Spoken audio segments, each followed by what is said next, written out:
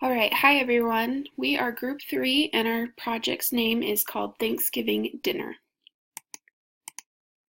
So for our scenario, we have David, who is 5 years old when he and his family moved to the US from Israel. He was very excited to start school. He wanted to be smart like his dad, who was a neurosurgeon.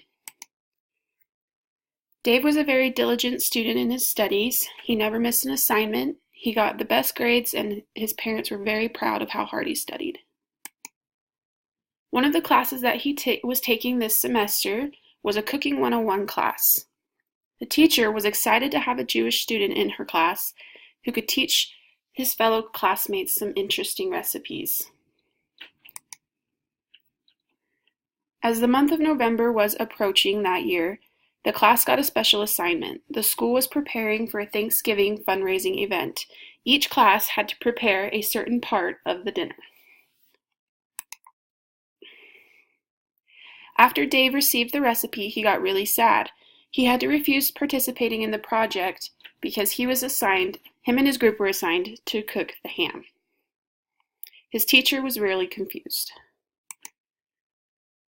So understanding this situation that we've come up with, sometimes as teachers we come across some problems due to culture that we don't recognize at first. So in our scenario, Dave, there seems to be a problem with the Thanksgiving activity that his teacher and the school has planned. However, in order to avoid conflict and ensure that he can participate, all that needs to happen is a little understanding of the situation and some communication. So there's 3 different specific areas that we'd like to look at to help us react, that can help us react appropriately as teachers. We have to have an understanding of the school, the student, and his family. So we're going to go through each of those real quick. So understanding the school. So this school has decided to do a fundraising event for Thanksgiving.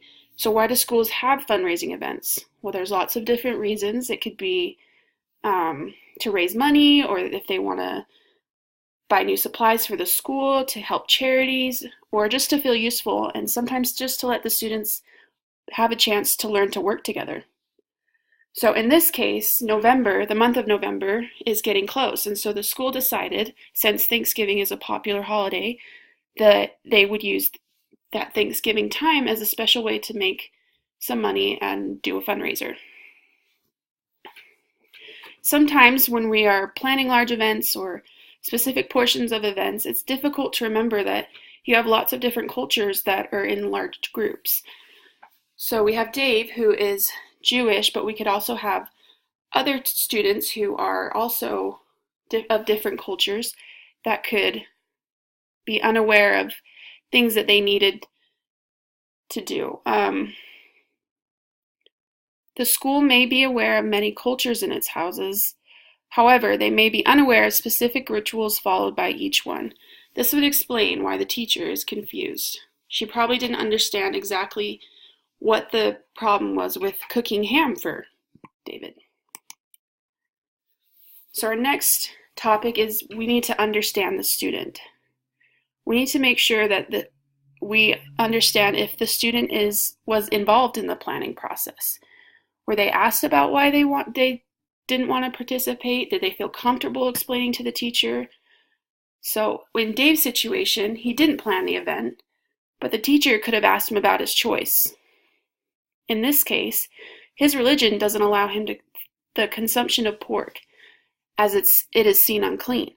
So if he was asked, Dave would have had the opportunity to explain the situation to the teacher. But whether or not he feels comfortable talking about in this public may play a role in why he didn't tell the teacher for the reason for refusing to participate. Maybe he didn't feel confident, or he didn't want to talk about it in front of his peers because he knew it would be an issue and he didn't want to cause problems. But when it comes to his culture, and especially his religious beliefs, it can get really confusing for both the student and the teacher. If the teacher takes aside the student while the other students are working or out of class, this may make him more comfortable. So she could take him aside and talk to him and see what the problem was, and maybe come up with a solution that way. And lastly, we have understanding the family. So the parents, we have to think about how parents would react, because most parents are very involved in their child's education, and they don't like their child being forced to do something that they know or they don't believe in.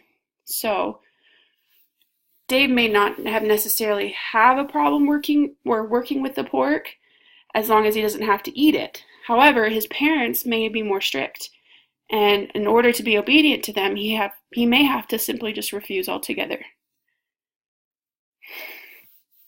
If his parents had heard about it or felt like Dave was being forced to participate, they might react angrily. What do we know about his parents? Have we communicated with his parents? Have we communicated with Dave? Has Dave talked to his parents? Have we been polite and tried to understand how to react in this situation? We'll have answers to more questions like, can he participate at all, or is the whole event out of bounds for him? If possible, how can Dave participate? By communicating with Dave and his parents, conflict can be avoided, as well as allowing participation for the student. So that was our scenario that we presented. We have Thanksgiving dinner with Dave and cooking ham. We have 4 different people in our group: Noemi, myself, Megan, Bernard, and Jessica. We each did some work on this. It was really fun to get to know each other, and we look forward to figuring out how we can solve this scenario. Thanks, guys.